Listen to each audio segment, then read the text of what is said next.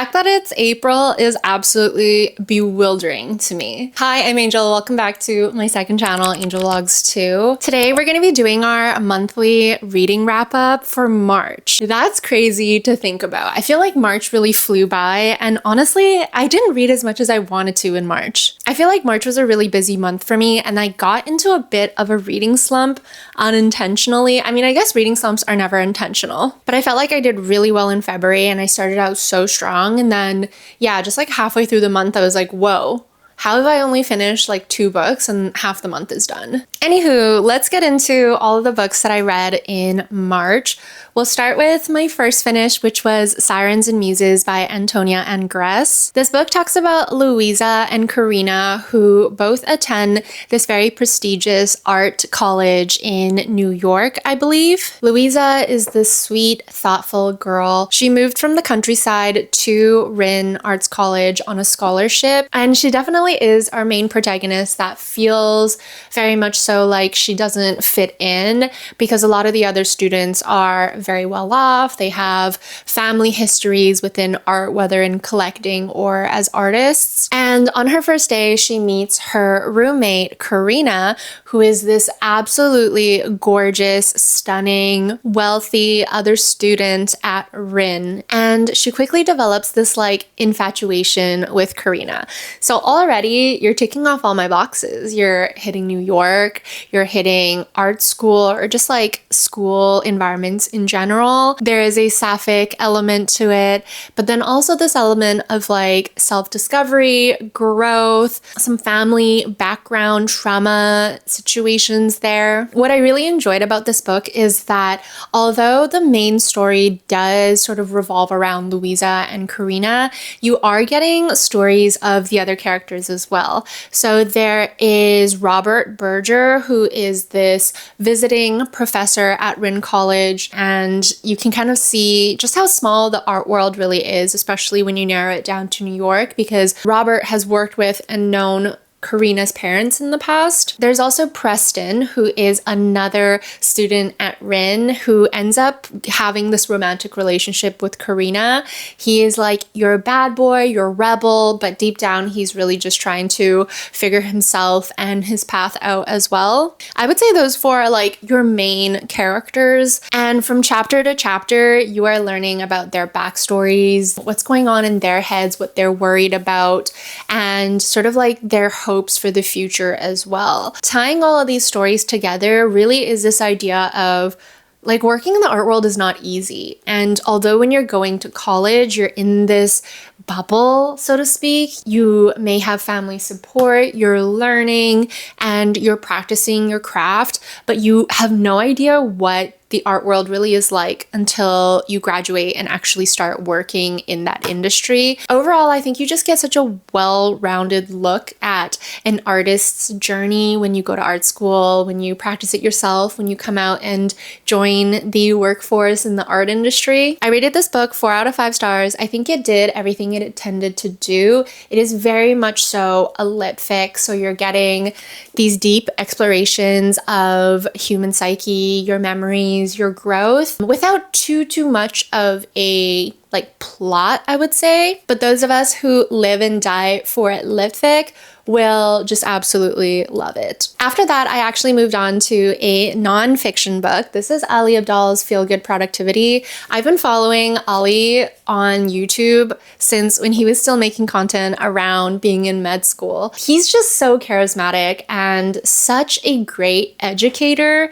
I love all his content, and he does share really, really great insights from other inspirational people as well as the books he reads as well. So if you like the topics of wellness and productivity and you haven't heard of Ali before, I would definitely recommend checking out his channel. This is his debut book. It is a nonfiction book about how to do more of what matters to you, aka how can you be productive but still sort of balance life and not burning out and taking care of yourself. And yeah, really just like exploring the topics of what is feel-good productivity and why that really actually matters when you're looking for long-term productivity. I actually created a whole video on my main channel where I go through all of the insights and learnings that I took from this book. So if you want to check that out, I will put it in the description box below. If you've been feeling stuck, if you've been feeling unmotivated or just not quite sure how to systemize your productivity, I would definitely recommend checking out Feel Good Productivity, but also his videos because he has so much great free content on YouTube. So if that's your preferred method of consumption, check that out. But you know, we're in a book channel here. I'm sure you enjoy reading. So yeah, I usually don't give nonfiction books a rating, but I really, really enjoyed this. For March's book club read, we read Chain Gang All Stars. I do have a book club on Fable where we read together every month. It's super low pressure, low stakes. We don't go on a Zoom call. There's no like strict deadlines. We really just pick one book a month and discuss it asynchronously on Fable. This book is intense. I mean, I kind of thought that it would be because the topics revolve around the prison system. It is a dystopian, almost sci-fi look at the prison system in America. It feels like this dystopian world isn't too far off from what could happen in our world, which is frightening. The story follows Loretta and Hamera, who are two high performers in the Chain Gang All-Stars world. And what this world really is they are now using prisoners as forms of entertainment. So they've created this environment where prisoners can sign up to be a part of this battle royale gladiator style fighting ring where they have to work up the ranks and essentially fight other prisoners for an opportunity to like regain their freedom. So if you have a lifetime sentence, you can sign up to be a part of the Chain Gang All-Stars and yeah, essentially fight for your freedom. There's obviously a very high chance that you will just perish. But for most people, the environment of at least getting to fight for your freedom is a lot more appealing than some of the other sort of programs that there are out there where they're essentially using prisoners as slaves and as workers and overworking them, underfeeding them, and it's all bad news. It's all bad news. I actually haven't finished this book yet. I'm about almost 75% of the way through. The reason I had to put this book down was not because it wasn't engaging. It's not because the story or the premise or anything wasn't amazing about this book. It was purely because I was already having such a stressful and sort of like tough month for work in March that reading this heavy book on top of the hard month I was having felt so difficult. I wasn't expecting this book to make me feel the way that I feel, but there are some really heavy topics in here. There are a lot of deaths, obviously. You know, there is this aspect of questioning humanity and like really deeply exploring humanity, but it was just a lot. It was a lot for me to consume this during a tough month. I will definitely be finishing this in April, but I still wanted to talk about it in this month's video because I did really love it. Like, I feel like it's gonna be a 5-star read. I personally just needed to put a pause to it. That'll be my trigger warning for anybody who's been wanting to read this book. And again, I think that it's going to be a 5 stars. I just haven't had the heart to finish this, which is nuts. That's saying something. I didn't want to put down Chain Gang Stars and then just like pause reading for March altogether. So I decided to opt for some short and easy romance reads to sort of try to get myself out of this reading slump, but also distract from some of the stress and anxiety I've been feeling in life. So I picked up Archer's Voice by Mia Sheridan and I read it on my Kobo. I heard so many great things about this book. And I'm gonna just say, I'm really confused. I'm confused why we loved this book. The story follows Bree, who has gone through a majorly traumatic experience in her life. Like, I mean, serious trauma where she almost got killed. She witnessed the death of her father. Yeah, so she moves to this small town and she decides to like rent out this little cabin on a lake to try to find peace again. Of course, she ends up meeting a man in this small town whose name is Archer, and their meet cute was not a meet cute at all. Like they bumped into each other at a grocery store. He didn't say two words to her. She was really confused, like why this man was so cold and so silent. But what she finds out is that Archer actually went through a traumatic experience in his life when he was young that led to the loss of his like vocal cords or vocal abilities. So he's unable to speak at all. What starts out as this like awkward interaction between them turns into friendship and then soon turns into like an infatuation / love. The premise works. Okay, the premise I enjoyed. I was like, okay, yeah, I can get with this. Her writing style though, I did not mesh with at all. First off, I want to say that her writing style felt really like YA to me. It felt a little bit juvenile. I feel like the way that she was telling the story was just maybe a little too simplistic. It was like, he said, and then she said, and this morning I woke up and I put on a shirt, and then I had my coffee, and then I went to town and I worked. It wasn't giving. It wasn't giving, and I wasn't quite understanding like why.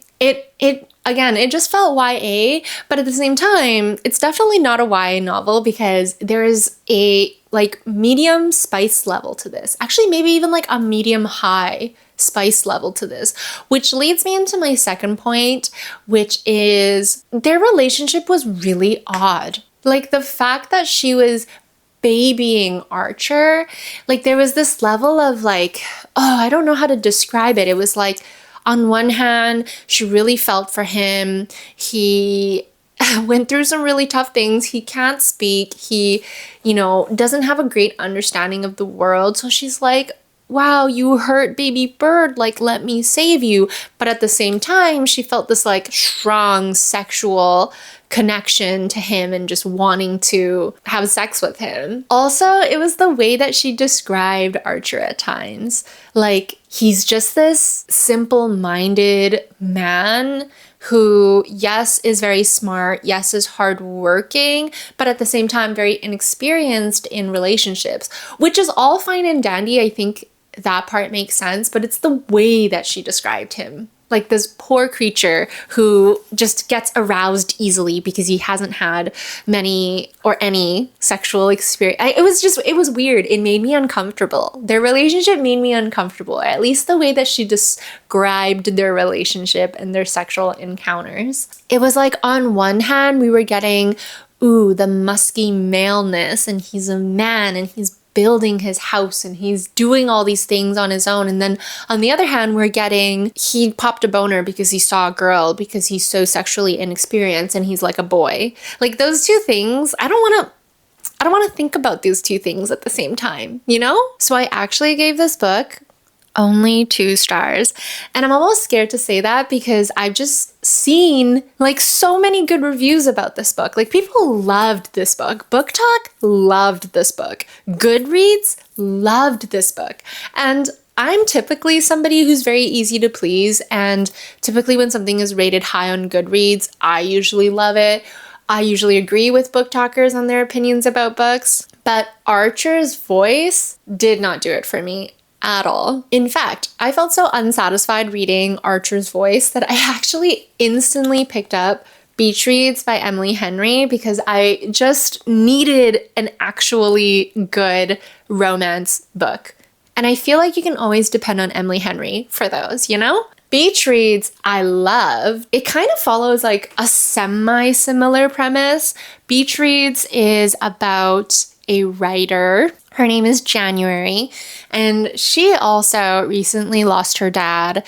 Not as traumatic in the sense of like violence, but she found out as her dad passed that he actually was leading this entire second life that she didn't know about. So not only did she lose her father, her entire like childhood gets ripped apart because now she has to question whether it was real, like the love that she received from her parents. And then also she's unable to actually like talk to her dad about it because he's gone. So she's going through a really tough time. She decides her dad actually leaves her this beach house, which was his second home that she never knew about. And so she decides to move in there, one, to save money, but two, to also help pack up the place and prepare it for sale. On the first day of her moving there, she meets a very grumpy, very moody, very brooding neighbor whose name is Gus. And she quickly finds out / remembers that she actually went to school with this same Gus, and he was like her rival in writing school. A sexy rival, but a rival nonetheless. So they soon develop this interesting, fun friendship, I would say. They still sort of have this like competitive nature to the both of them, but being two young people in a relatively like sleepy town and also being direct neighbors, yeah, they just end up, oh, and also being two writers. He's a writer as well, so let me not forget to tell you that. But based on all of these like similarities, they develop this interesting friendship / think of this like competition that they have with each other where they are now trying to write in the other person's genre. So January usually writes like love, romance stories, and then Gus usually writes about like darker, more intense topics. And of course, they end up becoming infatuated with each other. So you get to follow their journey as they essentially fall in love. First off, I want to say Emily Henry is so good at writing very satisfying romance novels. Looking at like the structures of the stories, there's always a brooding or like somehow unlovable male character that you end up absolutely loving as your book boyfriend as the story continues. There's always like some type of a meet cute that's like not a traditional meet cute, but you just know right away when they meet that they're gonna fall in love.